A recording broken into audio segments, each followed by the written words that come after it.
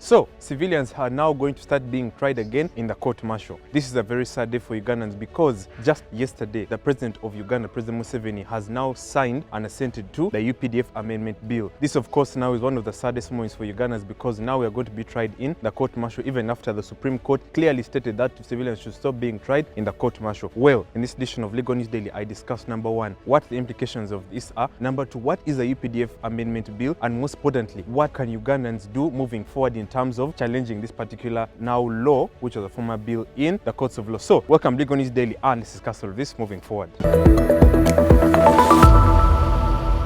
Hello everyone, welcome back to Legal News Daily. I'm usual host Terry Kahuma on this channel. And like I always say, Legal News Daily is our daily legal news segment where we discuss all things national, international, and most importantly, political, social, but most importantly, legal. So, straight to the point, we have all seen that this has been one of the biggest debates for a very long time. We ask ourselves this question as Ugandans: why is it that civilians are now being tried in the court-martial? Because we have had one of our biggest freedom fighters, Dr. Kizza Besigye, being tried in the court-martial now twice, back in 2001 and also now in 2023 and 2024 and 2025, where he has now been put in the court-martial with his co-accused, who is Haj Abed Lutale. Now, Haj Abed Lutale and Dr. Kizza Besigye, after the Supreme Court ruling where it was stated in the case of Kabazikuruka versus Attorney General, the Supreme Court judges, about 7 of them, stated that please do stop the trying of civilians in the court-martial, meaning that all civilians who are not acting army officers in accordance with the UPDF Act then are now being sent to the civilian court system. Now, of course, that was a temporary win for Ugandans, and we all knew that this was just going to be a battle that was still going to be continued by the ruling party. Now, the ruling party, the NRM, which is the National Resistance Movement Party, headed by President Museveni, now went ahead and asked the parliamentarians who are members of parliament of National Resistance Movement Party that please go into the parliament and now bring the UPDF amendment bill, where we're now going to state that even if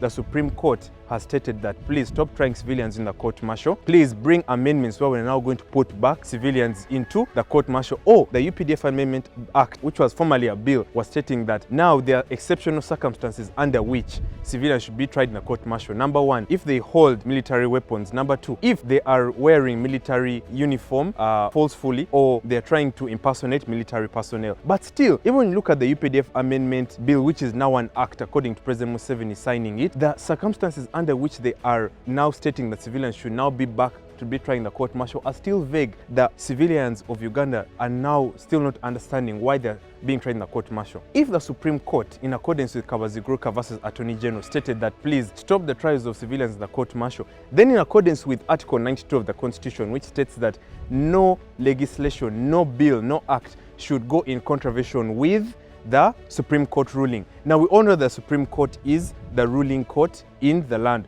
We have the Magistrates Court, we have the High Court, we have the Court of Appeal, and most importantly, we have the Supreme Court. So if the Supreme Court has stated that please stop the trials of civilians in the court-martial, then Article 92 of the Constitution of the Republic of Uganda 1995, as amended, states that please, if the Supreme Court has said stop trying civilians, then stop trying civilians. Therefore, with the disrespect of the Supreme Court ruling, it now shows Ugandans that please, the Constitution is now being undermined, and therefore we no longer have a Constitution of the Republic of Uganda. If I take you back to history briefly, we had Article 102B of the Constitution, which basically tampered with the term limits and also tampered with the age limit of when a president should run or how old a president should run. So therefore, with the tampering of Article 102B and the tampering of Article 92 of the Constitution, that means that now, anytime a Supreme Court gives a ruling, especially in the favor of civilians, and that means it is going to be disrespected by the government or by the current ruling party, which is the National Resistance Movement Party. Now, we all know that Dr. Kizza Besigye and Abed Lutale and other political prisoners have now been shifted to the civilian courts. Now, that was from January up to now June. Now, this means that with the tampering of Article 92 and the tampering of the Supreme Court decision, that means that now civilians, of course, are going to be put back into the court-martial, because now we find that Dr. Kizza Besigye and Abed Lutale are now going to be transferred back to the court-martial, and now they're going to start saying that, hey, we're now putting back the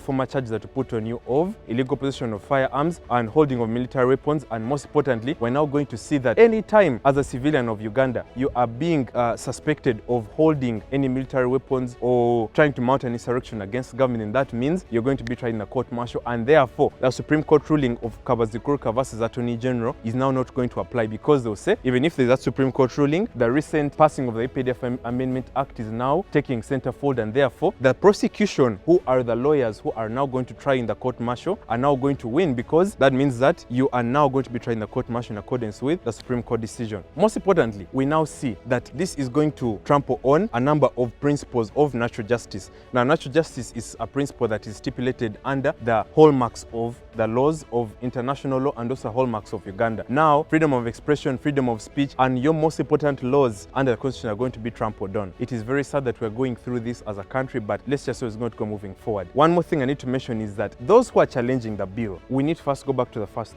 steps. What is a bill? A bill is a pre-law, a number of procedures or initial laws which are trying to be tabled by a parliament. Now, the Parliament of Uganda, or most parliaments, table this particular bill 3 times. Now, let's take an example of the UPDF Amendment Bill. It is tabled 3 times. If it gets a majority vote, which is 3/4 of the parliament, then it goes to the president. If the president sees a number of things to be amended, then he now sends it back to the parliament. If at all, then the parliamentarians agree, who are the 3/4 who have interest in the bill, then finally the bill is passed, and then it is sent to the president for signing and assenting. So that is how a bill becomes a law. Now, most importantly, what can the lawyers of the citizens do? What can the civilians do? The opposition leaders such as Semuju Uganda and also Sewungu, who are members of parliament, who are also advocates, are stating that we are going to employ our lawyers to challenge and petition this particular act in parliament. Therefore, what are they looking for? They're looking for particular sections and also amendments in the UPDF Amendment Act, which are stating that this particular thing is wrong, this particular thing tramples on principles of natural justice and